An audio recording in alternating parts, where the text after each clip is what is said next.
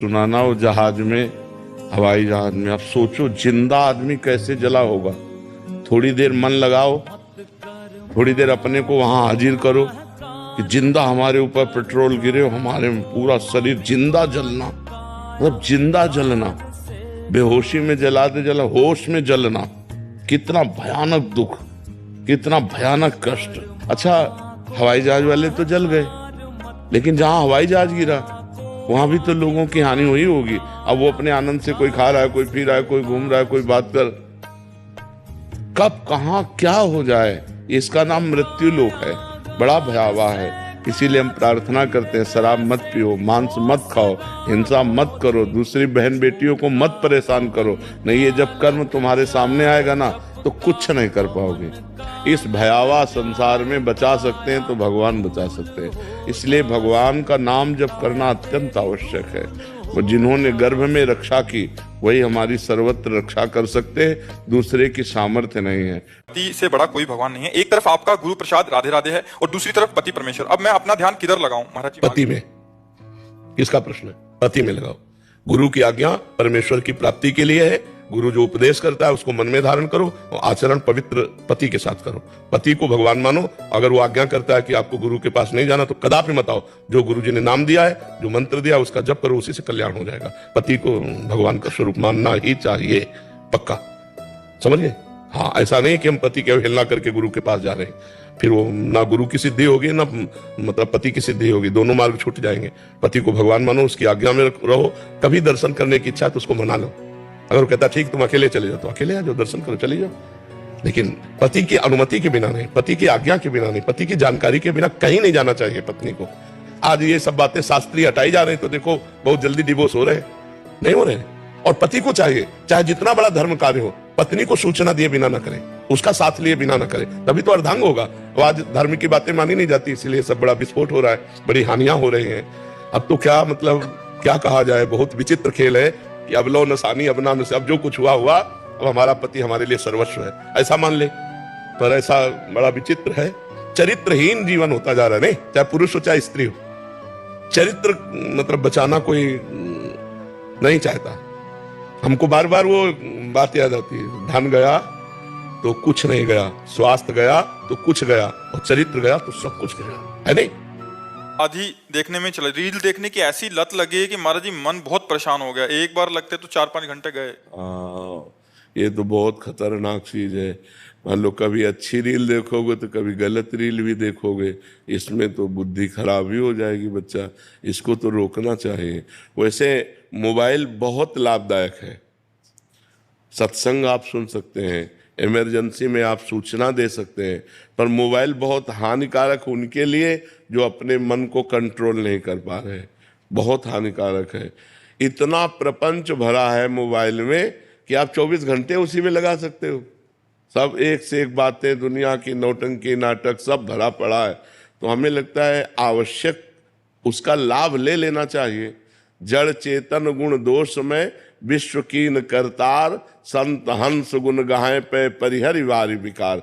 भगवान ने सारे संसार को गुण और दोष से रचा है। तो संत जैसे हंस, पानी और दूध मिला के रख दो तो दूध पी जाएगा, पानी छोड़ देगा। ऐसे हमें चाहिए कि सबसे गुण ले। तो मोबाइल से भी गुण ले, मोबाइल से एकांतिक वार्ता सुनो, सत्संग सुनो, संतों की वाणी सुनो।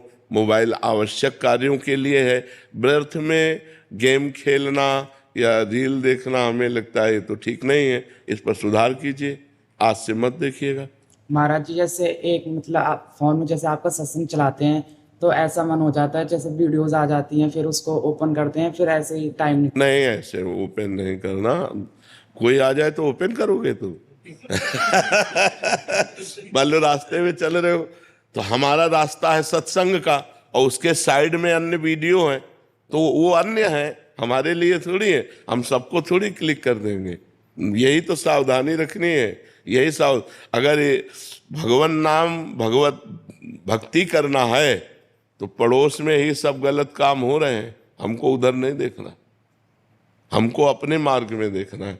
अपने घर से निकलो, जैसे सीधे अपने मार्ग में चलते, ऐसे मोबाइल में हमारा घर है सत्संग, हमारा घर एकांतिक वार्तालाप सुन लिया और संतों की वाणी सुन ली, और जो अलग बातें आ रही वो हमारे घर की बात नहीं, हमें नहीं सुनना है।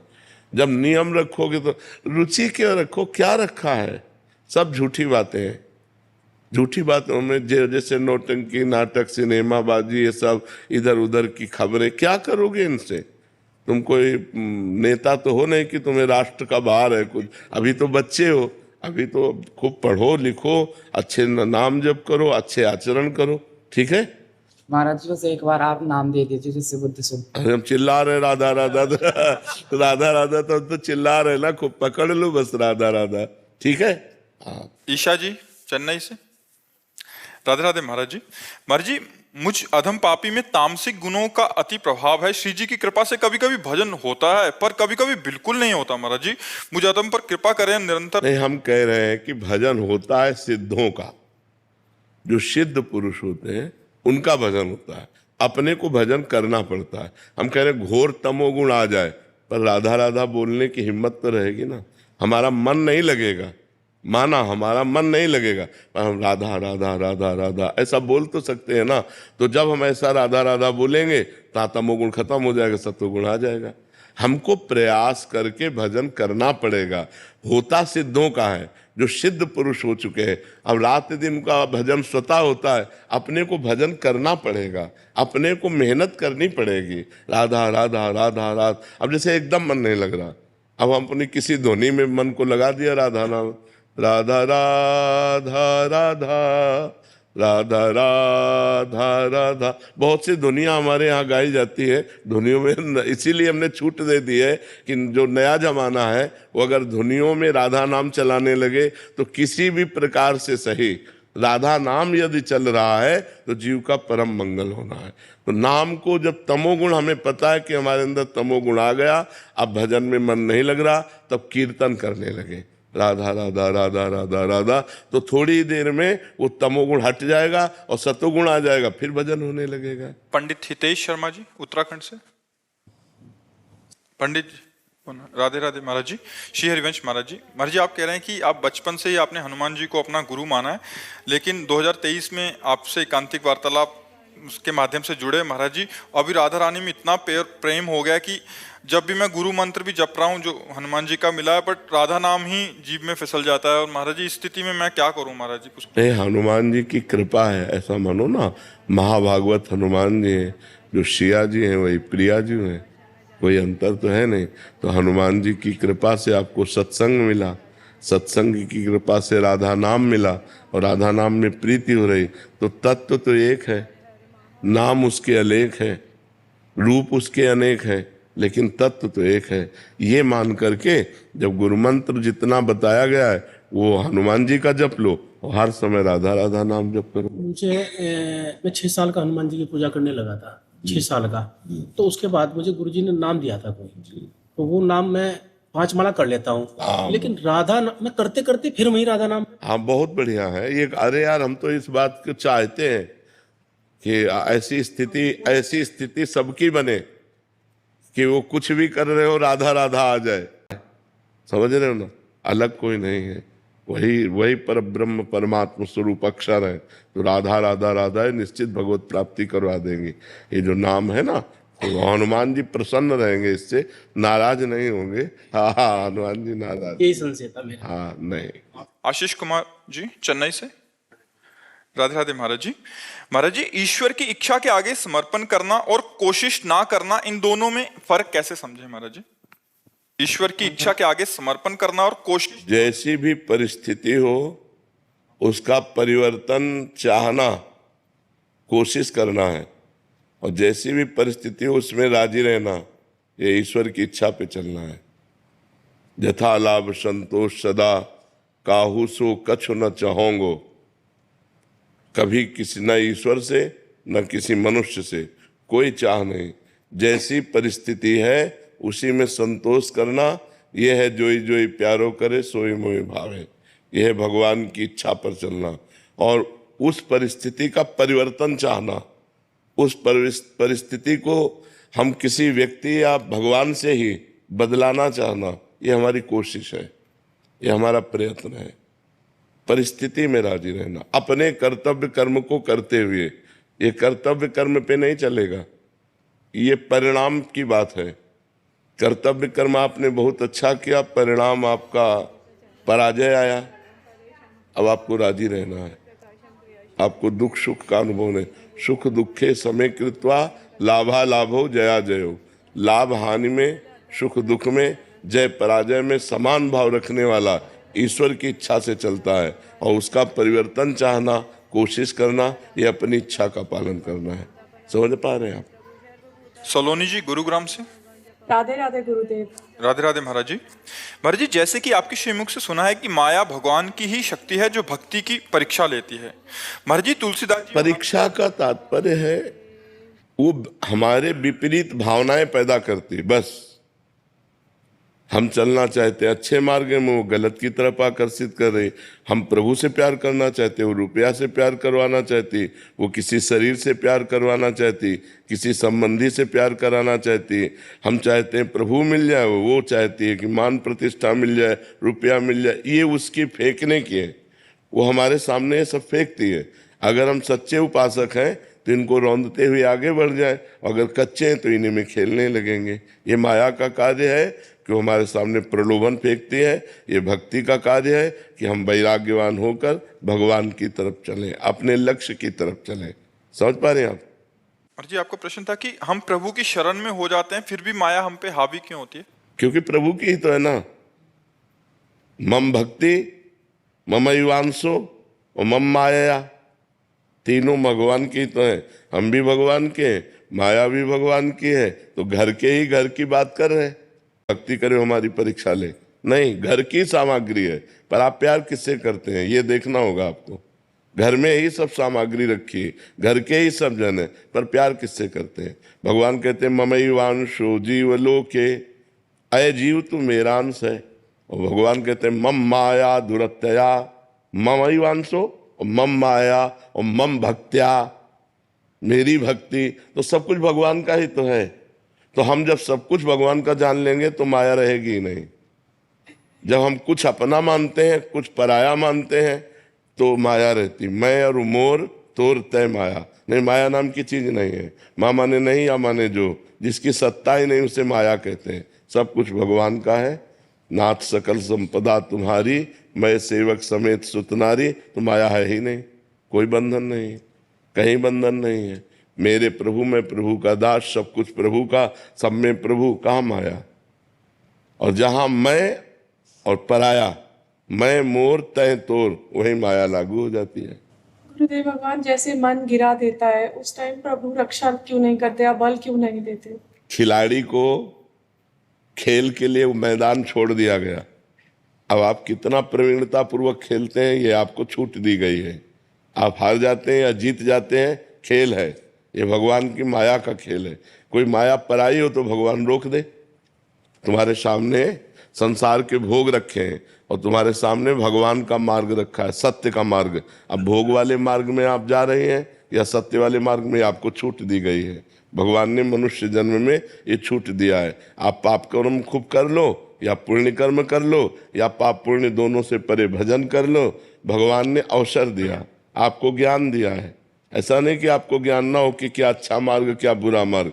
जब आप बुरा मार्ग चयन करते हैं तो आप ही तो चयन कर रहे हैं ना। तो भगवान का ना दोष है ना माया का दोष है, दोष हमारा है, जिसे भजन के द्वारा, सत्संग के द्वारा, शास्त्र स्वाध्याय के द्वारा हम निर्दोष अवस्था को प्राप्त हो, अपने मन पे शासन करें। हम मन के गुलाम क्यों हो गए? क्यों हो गए? भोगों के लिए तो हो गए। अब भोगों से हटिए, मन आपका गुलाम बन जाएगा। तो देखो, सुधार हमको अपना करना है, ना कि हमें माया पर लांछन देना है, ना भगवान पर लांछन देना है। आपने कभी देखा माया आके आपको परेशान कर रही? आप विचार करके देखिए, हमारा मन ही माया है। जब मन भोगों की तरफ जाता है और हम उसको सपोर्ट कर देते हैं तो हम गिर जाते हैं, और जब हम नहीं सपोर्ट करते तो हमको जलाता है, व्यथा पैदा करता है। उसे हम सह जाते हैं तो हम आगे बढ़ जाते हैं। उस व्यथा को सहना है जब मन को हम ना बोलते हैं और वो हमें जलाता है। अगर हम उस जलन को सह गए, भगवान ने कहा है मात्रा स्पर्शास्तु कौन्ते शीतोष्ण सुख दुखदा आगमा पाइनो अनित्यास्तास्ति तिक्षस्व भारत। हे भारत, ये आने जाने वाले सुख दुख काम क्रोध आदि इनको तुम सहो। जो सह जाता है वो भगवान को प्राप्त कर लेता है, जो सह नहीं पाता भोग लेता है वो माया को प्राप्त होता है, वो बार बार जन्म मरण को प्राप्त होता है। मुझे भगवान बहुत डर लग रहा है कि आप छोड़ न दे गलती। नाम पकड़े रहोगे तो गलतियां भी जो हो गई हैं वो नष्ट हो जाएंगे, आगे होने की संभावना नहीं रहेगी, वर्तमान में जो हमारी कमजोरी वो ठीक हो जाएगी। खूब नाम जप करो, नाम जप करो। सुदीप जैन जी दिल्ली से। राधे राधे। राधे राधे महाराज जी। महाराज जी, इस संसार में व्यक्ति द्वारा प्राप्त की जाने वाली अधिकांश सफलता आत्म परीक्षण का नतीजा है, ना कि केवल योग्यता या चरित्र का। महाराज जी, क्या ये बात परमेश्वर के राज्य में भी सत्य है? नहीं, आप कैसा, आपकी बात हम अभी समझ नहीं पाए, क्या कहना चाहते हैं? नहीं, इस संसार में आगे बढ़ने के लिए जरूरी रहता है कि अपने प्रयास रहें और वो उसको हम आगे प्रोजेक्ट कर पाए, सबको पता चले कि हम ये प्रयास कर रहे हैं। नहीं तो सबको सफलता मिल जाती है क्या? नहीं मिलती ना। तो उसमें भी पीछे लगा हुआ प्रारब्ध है। अगर आपका प्रारब्ध सही हुआ तो थोड़ी सी भी प्रयत्नशीलता आपको बहुत ऊंचाई पे पहुंचा देगी। अगर आपका प्रारब्ध बुरा है तो बहुत बड़ा प्रयत्न करने पर हाथ कुछ नहीं लगा, वो असफलता ही हाथ लगी। तो जगत में देखा जाता है दो प्रकार के प्राणियों को, कि थोड़ी सी प्रयत्नशीलता वाले बहुत उद्योगशील हो गए, बहुत व्यापारी धनी मानी बन गए, और एक बहुत पढ़ा लिखा, बहुत प्रयत्नशील, बहुत बुद्धिमान। पुण्य फल, पाप फल है तो उसको गिरा देगा, पुण्य फल है तो उसे उठा देगा। तो प्रारब्ध को हम अगर रोकने की क्षमता रखते हैं तो हम परिणाम को सुधार कर सकते हैं, अन्यथा नहीं। प्रारब्ध को रोकने की क्षमता तपस्या और भजन में होती है। अगर हम भजन कर रहे हैं तो अपने प्रारब्ध को कंट्रोल में रख सकते हैं। आया है बुरा प्रारब्ध, हम उसे शासन में ले सकते हैं, हम उसका परिवर्तन कर सकते हैं, क्योंकि मनुष्य जन्म है ना, हम नए भाग्य की रचना कर सकते हैं भगवान के भजन से। तपस्या का तात्पर्य है अपने धर्म में चलने पर जो हमें ताप मिलता है, जो हमें कष्ट मिलता है, उसको सह जाना ही तपस्या कहते हैं। तो आप समझ पा रहे हैं? तो आपका मतलब था कि अध्यात्म में भी ऐसा होता है? हाँ, परमेश्वर के राज्य में भी सत्य है ये बात? नहीं, परमेश्वर के राज्य में पुण्य और पाप का तो प्रवेश ही नहीं है, वो तो सच्चिदानंद मार्ग है, उसमें ऐसा नहीं। उसमें सफलता कृपा से विशेष होती है, अपना साधन तो निमित्त बनता है, अपना प्रयास तो निमित्त बनता है, लेकिन पूर्णता कृपा से होती है। क्योंकि हम सीमित सामर्थ्य वाले उस असीम परमात्मा को कैसे प्राप्त कर सकते हैं? हम जैसे एक सीपी है, वो समुद्र की था कैसे ले सकती है? सीपी वो समुद्र की, तो हम एक सीपी हैं, हमारी बुद्धि एक सीपी की तरह है और भगवान एक समुद्र है। तो वो कृपा करके हमारे सीपी में आके बैठ जाए वो बात अलग, वो हमारी बुद्धि में आकर के कृपा करके बैठ जाते हैं तो पूर्ण ज्ञान, पूर्ण अनुभव, पूर्ण ब्रह्म परमात्मा स्वरूप हो जाता है। लेकिन उसमें हमारा प्रयास भी, अत्यंत प्रयत्न देखकर भगवान कृपा करते हैं।